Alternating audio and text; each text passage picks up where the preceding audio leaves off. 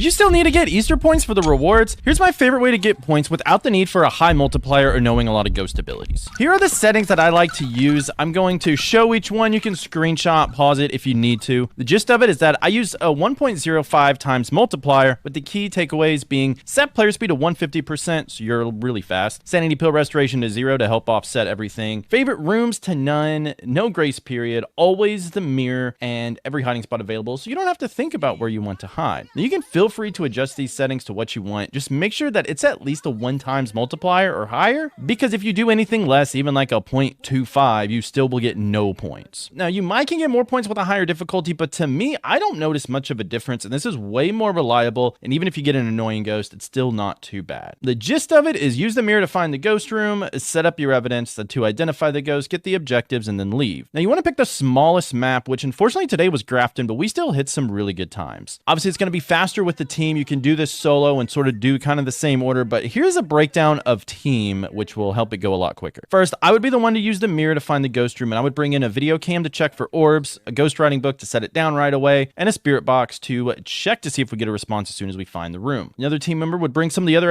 evidence items like a dots projector, EMF reader, and a thermometer. One person would bring in objective items, so it could be like a motion sensor, paramic, incense, crucifix, firelight, something like that. And then the last teammate would go around looking for the bunnies. And once we find the ghost room, set everything up, my first trip back to the truck, I would bring in a UV light, salt, and then an incense or EMF reader, place down the salt to check for UV in that ghost room. We'd then work on getting the evidence, identifying the ghost, getting the hunt objectives if need be, and some of the times here we got 30 points in 2 minutes and 31 seconds.